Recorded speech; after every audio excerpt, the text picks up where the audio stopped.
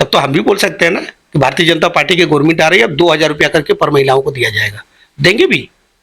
जिस तरह से विकास की तरफ भारतीय जनता पार्टी अग्रसर है, माननीय प्रधानमंत्री नरेंद्र मोदी जी के नेतृत्व में हमारा देश जिस तरह से आगे बढ़ रहा है, 2,000 भी बड़ा फैक्टर नहीं है महिलाओं के अकाउंट में देना, दिया जाएगा। वो बार बार यही बोल रहे हैं कि बीजेपी जो बोलती है वो झूठ बोलती है, हम आप लोगों को 1,000 रुपया लकी भंडार में दे रहे हैं तो दे रहे हैं, क्योंकि वो 2,000 बोल के बोलेगी, लेकिन इलेक्शन जीत के उसके बाद से नहीं देगी, क्योंकि हमारा पैसा नहीं दे रहे। अरे देखिए, एक पोल तो उनका ये भी मैं खोल दूं आज, कि ये जो पहले लिखते थे कि पौरसभा घर, पौरसभा तो कहीं घर दे नहीं रहा था, तो सेंट्रल का आवास योजना था, प्रधानमंत्री आवास, सारा नाम चेंज कर करके सेंट्रल का सारा पैसा आप दबा के रख ली, जब हिसाब मांगेगा तो आप दोगे नहीं।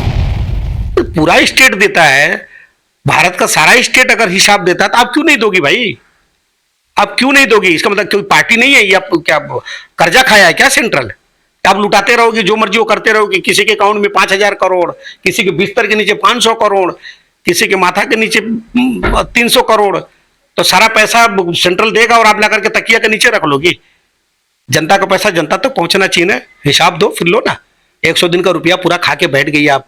आज जितने भी म्यूनिसिपैलिटी कारपोरेशन में पंचायत में आदमी हैं, वो झंडा लगा रहे हैं, दीवार चूना कर रहे हैं, यही करने के लिए है। सरकार का ये काम है। भारतीय जनता पार्टी के भी देखे हैं क्या कभी स्टेट में, जहां कभी म्यूनिसिपैलिटी को आप देखें यूपी में क्या, म्यूनिसिपैलिटी के लोग और पुलिस को देखें, एक एमएलए को भी नहीं सुनता, उसका जो काम है वही काम करता है। इनको सीखना चाहिए मोदी जोगी जी से।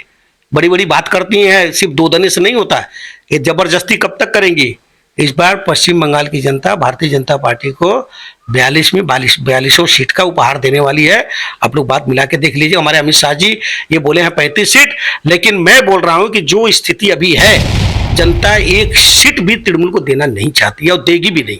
आप लोग देख लीजिएगा मिला के। अभी वो बोल रहे हैं कि हमारे अंदर था, हमने 42 कैंडिडेट को उतार दिया, भाजपा को कोई कैंडिडेट नहीं मिल रहा है बंगाल में, इसीलिए सिर्फ 20 सीट दिया, बाकी के लिए इसे बाहर से लोगों को बुला के सीट देगी, इसीलिए कंफ्यूजन में है। और इस बार इसी को लेके आप लोग भाजपा को एक भी सीट मत देना, एक भी वोट मत देना। नहीं, अगर उनका संविधान में ऐसा सिस्टम हो कि 42 के अलावा और 22 दे सकती हैं, तो उनको बोले कि 64 सीट दे दे अपना, हम लोग का भी 22 सीट वही दे दें। अगर ऐसा इतना मैंने सोचने से ये नहीं सोच, एक सीएम लेवल की पर्सन अगर वो ये बोले कि भाजपा क्यों नहीं दे रही, क्यों देगा कि नहीं देगा, आपको बताने जाएगा, आपसे पूछने जाएगा? ये क्या ममता बनर्जी से सलाह करेंगे हमको किसको देना नहीं देना है और कितना दिन आगे देंगे? जब जिस दिन मैंने मेरा केंद्रीय मंत्रिमंडल यहाँ बंगाल में 20 सीट का ऐलान किया, तो आपको सेकेंड ही कर देना चाहिए था, फिर आपने इतना देरी क्यों किया? वो बोल रहे हमारे पास था, मैंने ब्रिगेड मैदान में एक साथ 42 लोगों को स्टेज पर लाके खड़ा कर दिया। अब पूरा दुनिया ने देखा कि देखिए मैंने 42 सीट डिक्लेयर कर दिया है, और भाजपा को कैंडिडेट बंगाल में ममता के खिलाफ लड़ने के लिए कैंडिडेट नहीं मिल रहा। हाँ, वो उनका हिसाब किताब एकदम सही है। कैंडिडेट तो कैसा मिलेगा कि उनको याद आ जाएगी कौन कौन कैंडिडेट है।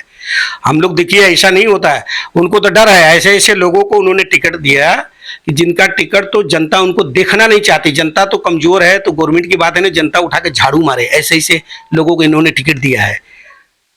भारतीय जनता पार्टी है, विश्व की सबसे बड़ी पार्टी है, और प्रधानमंत्री माननीय नरेंद्र मोदी जी के नेतृत्व की गवर्नमेंट है, और इसमें अमित शाह जी हैं, हमारे राजनाथ सिंह जी है, नड्डा जी हैं। इन लोग के नेतृत्व में जो गवर्नमेंट है वो समझबूझ से काम करती है, समझबूझ के कैंडिडेट देती है। इनके तरह ये नहीं है कि कल मारामारी आपस में लग जाए। पार्टी बहुत डिसिप्लिन से चलती है और हम लोग डिसिप्लिन को मानते हैं।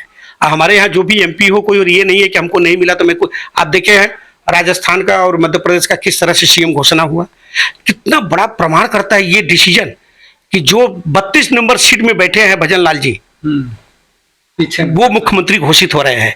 ये है भारतीय जनता पार्टी। हम सब कार्यकर्ता हैं, कोई लीडर नहीं है, सबके सब लीडर हैं, सबके सब कार्यकर्ता हैं। इसलिए इस पार्टी का ये वर्चस्व है पूरे विश्व में। तो हमारे यहाँ हमारी 22 सीटें घोषणा होने वाली है, और सबको पता है कि पार्टी जिसके लिए सिद्धांत लेगी, जिसके लिए पार्टी का आर्डर होगा, आदेश होगा, पार्टी का जिसको जो जिम्मेदारी दी जाएगी उसका हम लोग पालन करेंगे, और हम लोग बड़े खुशी खुशी से पालन करते हैं।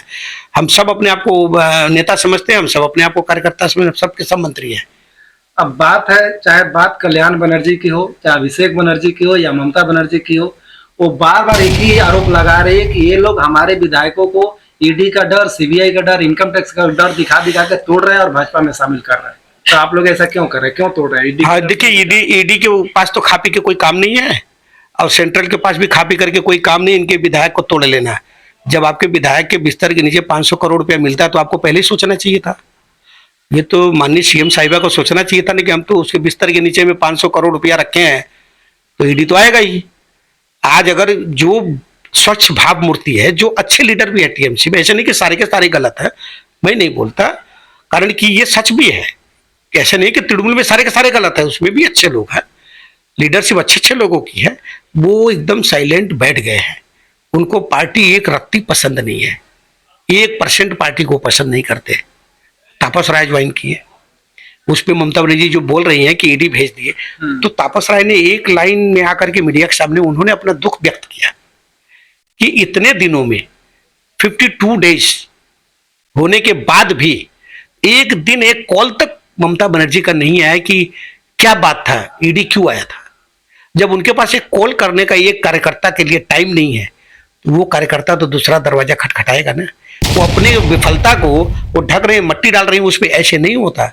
ये उनकी विफलता थी, या तो इनको पता है कि हमारे सारे का सारा नेता पैसा रखते हैं, लेकिन जो अच्छे हैं उनके साथ तो इनको खड़ा होना चाहिए। नहीं, शेख शाहजहां के साथ जरूर खड़ी होंगी, सुप्रीम कोर्ट तक दौड़ गई उसके लिए। सोचिए, ये गवर्नमेंट, एक स्टेट की गवर्नमेंट एक अपराधी के लिए, बलात्कारी है जो, जिसके ऊपर अपराध सिद्ध तो वहां की महिलाएं कर दी, पूरा गांव का गांव सिद्ध कर दिया अपराध, उसके लिए ये सुप्रीम कोर्ट तक दौड़ रही है कि उसका बेल हो जाए।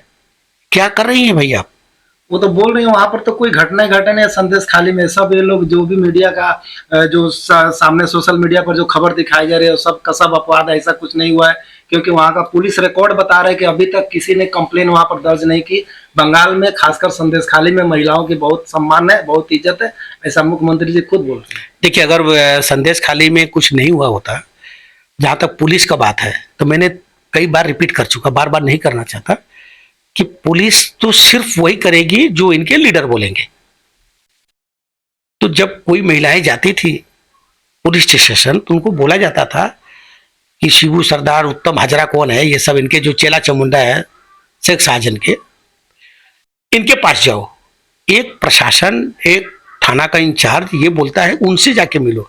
पर ये वही तो अपराधी है, उसके खिलाफ भी तो लिखाने आई है, तो अपराध दर्ज कहाँ होगा? क्या अपराध दर्ज कराने के लिए उनको दिल्ली जाना पड़ेगा?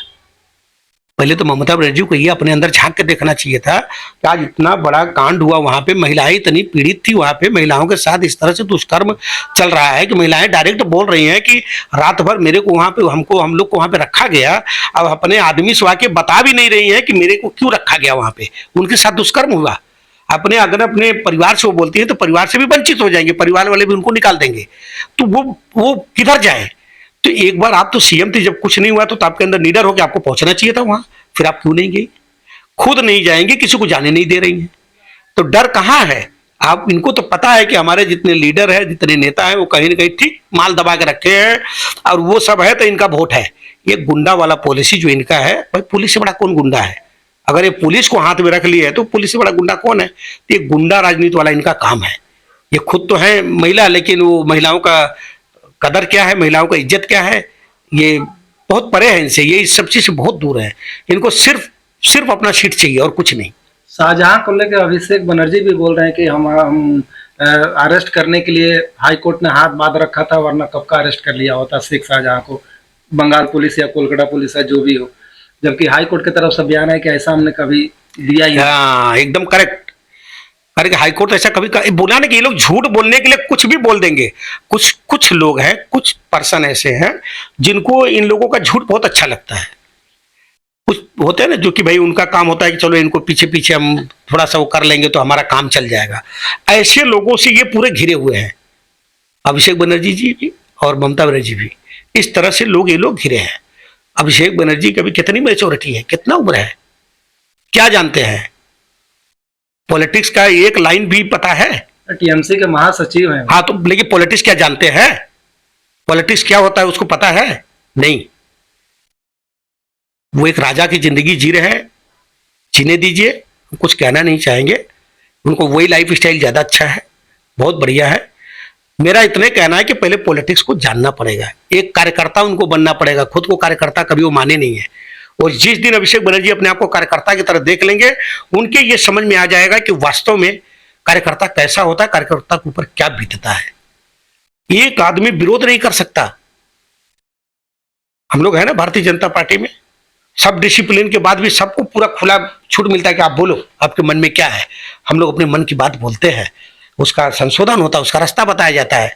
तृणमूल में कोई बोल दे सेकेंडरी पार्टी से बाहर, ये सब भारतीय जनता पार्टी, ये लोग तो कभी 7 जन्म में नहीं होंगे और इनके कल्चर में है भी नहीं। ये क्या बात करेंगे, इन लोग का राजनीति, यहाँ के लोग त्रस्त हैं, यहाँ पे सिर्फ गुंडा राज चल रहा है, तुलाबाजी चल रहा है। हम तो शुभेंदु अधिकारी जी को बार बार फॉलो करते हैं इसीलिए कि हमारे वो बेस्ट लीडर हैं, और वो एक ही बात बोले, ये कंपनी है तो वास्तव में ये कंपनी है, ये तृणमूल कंपनी है, ये पार्टी नहीं है।